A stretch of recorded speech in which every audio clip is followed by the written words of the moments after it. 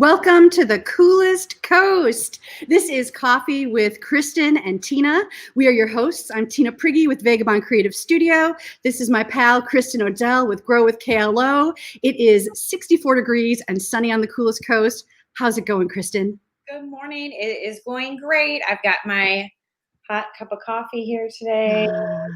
Coffee. Coffee's a great way to start the day. Hello, Kay. Thank you for joining us. Good morning, Kay. My office is full of beautiful sunshine today, so no complaints. I love it. Hey, Kristin, you shared a fun picture of something you did this weekend. Tell us about what's going on here. Yeah. So I am so excited. One of my closest cousins, Tyler, and his beautiful wife, Kira, bought their first house this weekend, and we helped them move up in Green Bay on Saturday. And so after all the work was done, they officially christened their house. So this is a really fun picture of them. So I just thought I would share that today because that was a good part of our weekend and such a highlight. And I'm just so excited. Like, I think back to buying my first house and what an exciting thing it is, and kind of, you know, those things that start to make you feel like an adult. Right. I'm so happy for them. Yeah, congratulations to them. That is very exciting. There is something about buying your first house where it really makes you feel like you've arrived. Yes. Speaking of buying things, we bought a building this past week. This is the new color that we're in the process of painting it. The building is on York Street, York and 7th. So that's going to be the future home of Vagabond Creative Studio and Coolest Coast. What I like about the color is it's called Endless Possibilities, which I thought was really appropriate. That is perfect. So did you select this color by looking at the names, or did you start with the colors, like where you appealed to the red and you were in the red family and then you found the name? Yep. So we love, like in Japan, there are these torii gates and they're painted this enigmatic kind of orange/red color. And we loved it. And we thought with the existing brown brick, hey, that would go really nicely. So we just like found a sample color and then found the chip. We're like, yep, this is it. And it wasn't until we had the front painted that I actually looked at the chip and went, oh, you know what this is called? So it was kind of fortuitous on the back end. It was meant to be that way. Well, I am so excited. So when is move-in date? Can you share that? You know what? I don't know what move-in date is yet. We're doing some renovations and updating on the interior. And we also need to release the space that we're currently in, which is an awesome space down here. So that'll be determined. Very good. Well, I am so excited for you guys. I'm sure just having that space and, you know, being able to put your hands to the walls there is probably exciting as well. It is amazing to walk into a space and think, okay, we own this. So anything we invest into this, we're, you know, reinvesting into ourselves and into our success. It feels really good. And, you know, oh, go ahead. I was just going to say, what attracted you guys to that building and that location? Like, how did you know it was the right thing? How did we know it was the right thing? So it's right across from the Wisconsin Maritime Museum. So that's a really cool location. You can see the river, you can see downtown. It has the right feel. It's kind of the right size.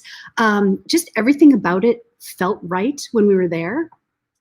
You know, we talked and we dreamed and we kind of had the same dream about like, okay, that's what we could do with this space. This is how we see this space. We really feel like we can have like a Coolest Coast visitor center as well as then our offices segregated, have some photo studios and live stream studios just like we have here. Sure. Yeah. Well, that is so exciting. It sounds like it's perfect for you. Thanks. And I'm really excited because we got to work locally with Investors Community Bank to make the deal happen. They were great to work with. I'm so thankful for that. And it's so exciting because this morning on our show, good morning, Marcy. Hi, Marcy. This morning on our show, we have from Investors Community Bank, Senior Vice President of Marketing, Laura Wiegert. Let's welcome her to Coffee with Kristin and Tina. Good morning, Laura. Hey, good morning, gals. And Tina, thank you for the plug. I appreciate that. And congratulations to you and Jason. That is a super awesome building. Thank you. Thank you very much. And good morning. Little coffee slide in here. Nice. Did you purposely pick that, or is it your everyday mug? Tell us about that. I have about 10 everyday mugs that I rotate. So it is one of my favorites. I like the unique squareness and of course, the awesome logo in there. But yeah, It's I really like the little, colors. little plug too. in The there. dark blue and the light blue on the inside looks really nice. So So Laura, Laura, you are currently the Senior Vice President of Marketing at Investors Community Bank. You started off as an entrepreneur. That is an awesome success story. Can we talk a little bit about that? Let's talk about your journey from entrepreneur to where you are today. Well, okay, so it actually started, I didn't start out as an entrepreneur. I started out working in marketing, actually at a hospital, Bellin Hospital was my first job in the marketing department. And then I went on to actually 2 other jobs after that. And it was when I started working for a family-owned business that I kind of, saw what that entrepreneurial experience was like. And that's what kind of inspired me to go out on my own. I just knew, is a passion. I loved marketing, and it was marketing consultants was my business. So I worked with businesses around Northeast Wisconsin. I had a healthcare background, and I already knew I had clients that would work with me on a freelance basis. I started lining that up before I made the plunge. And then I think it was 1997 when I started the business. And it was awesome. I had my business for, I think, at least 13 years. And first I worked out of my home, which was not my thing at the time. So, I made it work for a little while. We lived in Valders and was actually traveling all over Northeast Wisconsin, which was just fine. But I needed to separate my home and my business life. So I did go and rent space downtown in the Coomer Lambert Law Office building on the 3rd floor up there. And that's where I had the majority of my business as an entrepreneur. So like I said, I was there for many, many years. I never added employees, and that was actually a choice of mine. I never wanted to go there because that adds a whole new dimension to running a business when you add employees. So I just stayed myself. I subcontracted out. I took on student interns from Lakeshore Technical College, and it was just really a wonderful, wonderful experience. That's awesome. It's interesting because in 1997, all of the technology that we have today didn't exist to support you from working from home. So that's an interesting challenge that you had to overcome. Yeah, I think I'm dating myself, but I believe that might have been still during dial-up. And Kristin, I don't know if you remember, if you were around then, but that was that. You guys, I had a job when my dad called and he's like, Tina, I just heard of this new thing. It's called like Google or Google. It's like an online encyclopedia. You might want to check it out. So yeah, we were around before Google. Yes, we were. It was called the phone book. Yes. hey, my mom still has a phone book, and she always says, "Where's your phone book?" And I'm like, "No, right here." I didn't know they still made phone books. I thought they stopped printing them. We live in the town of Manitowoc, so maybe we get them out here. I don't know. Ah, interesting. When it comes, I'll bring it to you. Oh, good. Thanks. I think that's an interesting decision too, that you said that you chose to stay small and manageable and not hire any employees. It really does change the dynamic. And that's something that we've contemplated. We've dabbled with sometimes having employees, but I find that working with contractors or subcontractors really is a little more successful for us. I would agree, Tina, because when you own your own business, the biggest challenge is you do it all. You're the janitor, you're the bookkeeper, and guess what? You have a job to do to earn money. So it's challenging enough to get everything done in the course of the day. And then when you add on employees, you're also the human resources director, which requires a lot of knowledge that I just didn't have. So. Right. So what ultimately brought you from, because you can't have an entrepreneurial business and be successful over that period of time. So what ultimately made you decide to go back into, I guess, more of a corporate role or a professional role? Well, it's actually more of a personal thing that made me decide to go back there. So my husband and I had been trying to have children, and then we ended up going the adoption route. And it wasn't until I was, oh God, I'm going to date myself. I was 44 when we adopted our son. 44, is that right? Holy crap. Anyway. Now really date yourself and tell us how old he is. 12. Okay. Thank you, Tina. But when you have children, as you know, life kind of changes. And when you have your business, your schedule is like this. Everything is up. Your finances are up. Your work is up and down. Nothing is like this when you're an entrepreneur. And I needed a little bit of this because when you have a baby, it's not this. So I don't think I could handle 2 of this. So I just decided that, you know what, I think, and my husband totally supported me the whole time, by the way. I think that's so important to note, because you need that support or it's not going to work. So then it's like, you know what, let me see what options are out there. And what happened at the time is Holy Family Memorial was hiring a part-time marketing person, which was just a perfect fit for me. I could still do freelance work on the side, and I could get that steady income and steady hours and deal with raising a baby and a family. So it just happened to, like, the stars all aligned. And then I did that for several years. So I was at HFM for, I think, 5 years. And then I started progressing to full-time. And then it's like, you know what? My son's getting older. I'm ready to go back full-time into the workforce now. And then that's when the opportunity came up at Investors. So I've been there 6 years now. So that's how that progression all happened. That is awesome. Do you have advice for any other, ambitious gals out there that might be interested in climbing the corporate ladder? Oh, gosh. It's funny. You don't think of it as climbing the corporate ladder. You have a passion, you have a skill, and you pursue it, and you do what you think is right, and you do what you think is best. And, if you can do that, I think good things will come your way. But I also think it's important for us as women to support each other. And that's something I'm very passionate about. It's funny, as I was thinking, when I read your questions, I was thinking about that. And years ago, I never felt like that. I was like, you know what, women and men, we're all equal. We all work together, and we can, I don't believe this. And then as you get older, maybe, or maybe as I get older, you probably all knew this already, that you realize, that's not the case, that there is some unconscious bias towards women in the workplace. And women, we need to support each other, and we need to build each other up. And I am such a total advocate of that right now, that I think, we need to help each other. We have our tribes. I like talking about my tribes. You two are a tribe, for example. Excuse me. I don't know. Welcome to our tribe. Whoops, this way. I couldn't do that. So anyways, I'm like, which way do I go? I know. So, having your tribe, your squad is so important. It's your go-to support group. That it's so nice to have these gals that you can call up. You can run things by them. They're there to support you. They're there to help you through it, because women and men do work differently. It's not a sexist thing to say that. It just is a thing, that how we work, how we operate, how we relate is different. And we just need to embrace both ways and just work together. And as women, collaborate and make things happen together. Yeah. Laura, I love that. That is a great philosophy. And I feel like, Kristin, that's one thing that we often talk about on this show, and really motivates us on this show.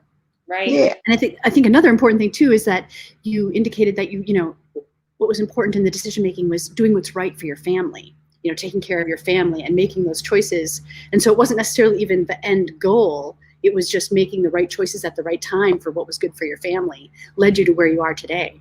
That's a cool story. Absolutely. I mean, you may remember way back when, I was in the workforce in the 90s, and back then, excuse my voice, I have bad allergies going on today, so my voice is going to be cracking a little bit. But it was like the superwoman philosophy, that women need to work full time, and you need to raise a family, and you need to be involved in the community and go to the PTA meetings and do it all. And that's not realistic anymore. Thank God we've outgrown that, because, that was the thought, and that's how women drove themselves crazy trying to adhere to that and trying to live up to this standard that just doesn't exist. So it's important to recognize you can't do it all, that you need to do what's right for you and what you want to do. Yeah. Laura, I also think I took some time off to stay home with my girls. And I look back on that time now and think I didn't give anything up in my career by staying home with them. I got beautiful memories, a lot of great time with them when they were little, and there's so much time to work. So I didn't, as much as that was a hard decision, I loved working. Ultimately, I look back on it now and think absolutely right decision for my family, and it didn't hurt my career at all. You just get right back into it. You find your time and you start hitting your stride again. Yep, that's another stigma that I'm so glad has changed, because back in the day, if you stayed home to raise your kids and then try to get back in the workforce, people were like, oh, you haven't worked, and now people recognize that staying at home with your kids is a full-time job. And you have a lot of great skills, leadership and collaboration and conflict control and things like that as moms that would be great in any workplace. Right. Right. And just the creative problem solving as a mom, right? Oh God, yeah. Right. Absolutely. So let's talk a little bit then about work-life balance. How do you manage that? Well, right now it's different as we're in COVID, the COVID situation. So I guess I can talk about it both ways because we are still working from home at Investors Community Bank. I would say probably 85 or 90% of our employees are still working from home. Our front line is at the bank serving customers. Our bankers are out there, Tina, as you know. But many of us are able to do our jobs from home, which I am. And it's weird. At first, I wasn't sure I'd like this. But now, it's been since March 15th, and it's kind of nice to wake up, kind of just go to the kitchen, walk into the dining room, turn on the computer, and get stuff done. So the work-life balance now, it's probably more emotionally not having that social interaction that I'm finding the hardest. Mm-hmm. That I'm not able to, go out and be with my tribes. I'm not able to see my coworkers as much as I'd like to. And that's the hard part. I mean, how do you guys adjust to that? Well, I think that's true. Like what you're saying, I've noticed, so your son is 12, my son is 15, and he's really adjusted well to school from home. But the hardest part is that lack of that social connection. That's the one thing he misses. So as soon as they said there was a blended model available for school this coming year, he's like, I definitely want to do that. And it's not because he thinks he'll do better, in the classroom. It's because he really wants that social connection with his friends. So. Yeah. I think if anything, this has been validating to know that we need other people in our life, and not just via a computer screen like this, but we need in-person physical contact with other people. That's just something we thrive on. And Tina and I have talked about this before. I have a 10-year-old. My daughter, she struggled a lot in April and May with not being able to be with her friends, probably more than my little ones. And so we're really trying to be mindful of that and find ways to get together and play, because I can see that she needs it. And adults need it too. They do. Go ahead, Tina. No, go ahead. Actually, I forgot what I was going to say now, so you go. So I was wondering, for your son, what has it been like doing the school at home? And for the school that he goes to, what are their plans for the fall? And how does he feel? Is he excited? Is he? Yeah, he's a social guy. So it's been he's a sports kid and a social guy. So it's been really hard for him. I mean, when he came to us and said, I miss school, I want to go to school, we knew it was bad because his favorite classes are gym and recess, usually in a normal school year. So we knew that this kid, needs to go. And, thankfully, I wouldn't usually say that a PS4 and having a phone is a good thing, but during COVID, it's been his primary form of socialization with his friends. And we've, kind of expanded those hours and been a little looser because we understand that he needs that. He needs to be able to talk to his tribe, to his people. But so we're in the Chilton School District. I'm not sure if you know that. We live in Chilton. And they have two options. You can go back in person 5 days a week, or you can do virtual 5 days a week. There's no mixed model. Oh. So, yeah, it's kind of total contrast to what Manitowoc is doing, to be honest. So we are going with the in-person 5 days a week and see how that goes. And are those full days too? Is it like Yes. a regular school day? Wednesday, for some reason, is a half day. I'm thinking that's probably going to be one of their cleaning days, but then the rest are full days. Interesting. It is. It's so interesting that each school system seems to have its own model. So, it's really interesting, like for parents, the blended model here in Manitowoc is 2 half days. And I've always thought that half days are kind of pointless. By the time you get to school and by the time you settle in, you're already, picking them up again. So hopefully it goes well. I have high hopes. Yeah. Kristin, are you in the Manitowoc School District also? We are in the Manitowoc School District. We actually opted for homeschool through the Trivers School District this year. It's called Lighthouse Learning Academy. Not because I would love for my kids to be in school full time. I think it's great. I just know that the virtual model for us last spring didn't work that great for my little monkeys. And so we're going to opt to do things that way this year, which will just give them a chance to do more pen to paper. And we're really lucky to partner with some other awesome homeschool families so that I can keep my career going a little bit. Nice. Yeah. Afternoons. So we're going to be splitting some of the workload and the fun in the afternoons. And I'm really thankful that that's worked out that way. And, it's kind of interesting when you start looking around. So I'll just give you guys an example. All of a sudden I have this like music gap to fill, or I have art to fill, or I have these things I haven't had to consider before. We've had these local cool businesses like Take Notes Studio as an example. They're going to go for piano lessons. We would never have considered that, or nor would I have had a chance to engage them in doing that. So it's been kind of fun to get connected with some of the other local small businesses to take advantage of what they offer and still give our kids a really great experience. It's kind of the silver lining in all of this, the new connections and thinking new things and finding new experiences. Laura, there was a question for you that came up while we were chatting, asking, how did you manage teaching your son while working from home? Okay, bad mom moment here. So my son is, as I said, 12. He was in 6th grade when this happened, and fairly independent. So, Kristin, you might be able to answer it better having younger kids, but for him, he would log in. And I don't think the schools were prepared for this when this happened last school year. So there wasn't a lot of assignments. He would pretty much self-manage. He would log in for 2 hours. He'd get everything done. I would work at lunchtime. We'd go through his assignments and I'd try and catch any gaps. And then he'd play for the afternoon because there just wasn't that much. So it's going to be interesting to see how they adapt that when the new school year starts, and how are they going to keep them engaged for a whole day? I don't know. Right. My son's experience was very similar to that, Laura. I think he would spend maybe an hour on most days. Some days, if there was something a lot, it would end up being 2 hours. But yeah, the rest was just self-managed time. Yeah. Kristin, maybe you can add. I mean, especially now with you still doing that from home, how do you anticipate managing that? Yeah. So last spring, our 10-year-old started with that like hour or two of work on the computer, and she's a great student. But all of a sudden it was like 3 hours and then 4 hours. And I'm like, what are you spending your time on? This is bizarre. Well, she was Google meeting and chatting with her friends and like socializing. Yeah. This amazing new way that she didn't have access to otherwise. So she's 10. She doesn't have a cell phone. She doesn't have messaging capabilities on her tablet. We've tried to limit that. And so it was kind of interesting because I was like, is your work done? Because if your work is done, I'm totally game for you doing those other things. But if your work's not done, then no. So we managed through that a little bit. What's cool and a little bit different for us this fall is they'll have workbooks and they'll be pencil to paper here at home, which I'm really excited about, especially for my little ones. I feel like, when you think about fine motor skills and being able to hold a pencil or color, that's going to be really different, especially for them because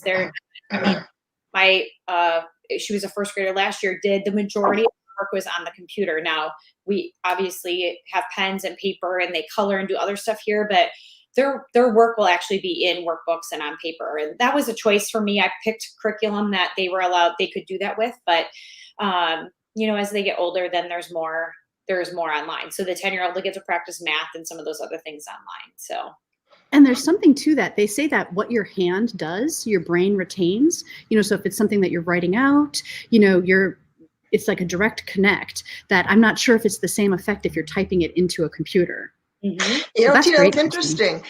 I'm still old school that way. Like I do a lot of writing, a lot of corporate communications. I often start writing, jotting down notes and like writing stuff down as opposed to the keyboard. And maybe that's why it just helps me retain. And to me, it helps me brainstorm and think better when I write it down versus typing it on a computer screen. Me too. I totally agree. I wonder if that's something like, Kristin, do you handwrite stuff before? I totally do. I handwrite. Okay. Majority of, not emails necessarily, but anytime I'm note taking, my retention is much higher if I'm writing with my paper than if I'm taking notes on my phone, for sure. Mm-hmm. Yeah, I have tried like taking notes like at an event or something. And if I'm handwriting, it's totally different than if I'm sitting at like a keyboard trying to capture the notes of what's being said. It doesn't connect in the same way. Yeah. Once upon a time, I had an iPad that had like the pen and you could take notes right on the screen. This is like, I don't know how many years ago, because I was still working full time. Managers that would do that, and I just could physically not, even though it's still like a utensil in my hand and electronic, it still didn't work for me. Laura, what other like technology or apps or resources like that do you find are helpful in your life as a mom, in your professional life? Is there anything that you'd recommend? I guess I'm lucky at our company. We try and stay on the cutting edge of technology. So when we had to move 90% of our workforce home, our IT department was already on top of it. We all had laptops. We had WebEx instead of Zoom because as a bank, WebEx is a little more secure for what we need to do. We had the VPN, everything that we needed, we could do. On our phones, we have Jabber messaging, we have WebEx meetings on our phone. So, I mean, from that perspective, that is just awesome. As a mom is probably where I struggle more because, I do things to stay organized, like Trello, for example, is an app that I use to stay organized, and I really love it.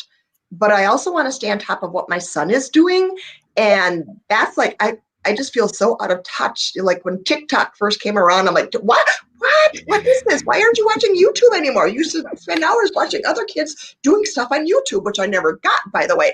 But anyway, so now he's watching other kids do stuff on TikTok. What is this crap? Yeah. So, I don't know. Are your kids all over that too, with the TikTok?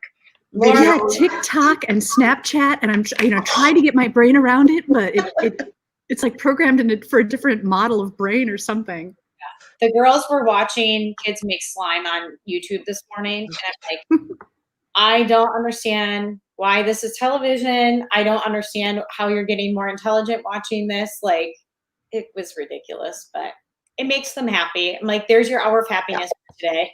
Yeah, right.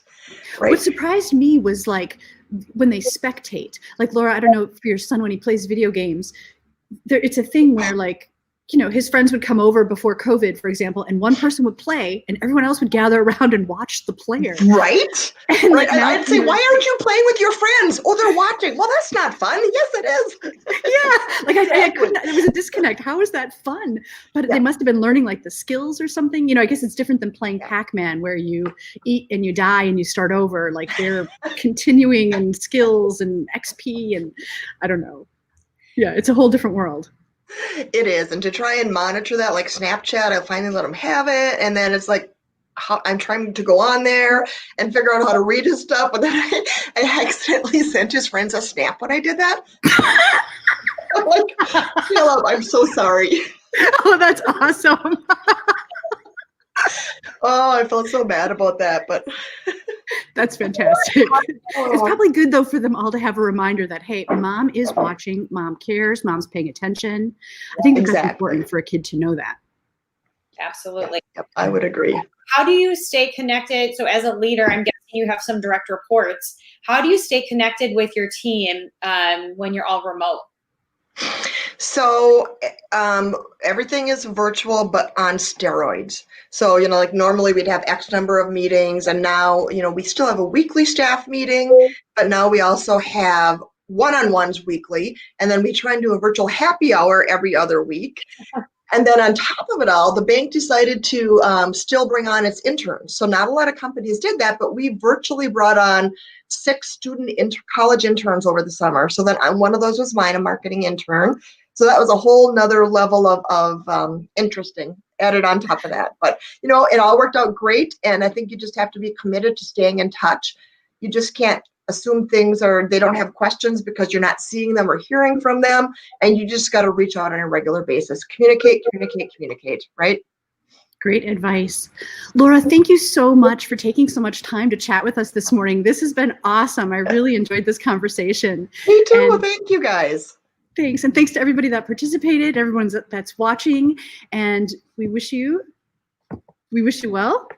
And we're about to sign off. Mug's out, right? Mugs up. All right. Thanks everybody for watching Coffee with Kristin and Tina.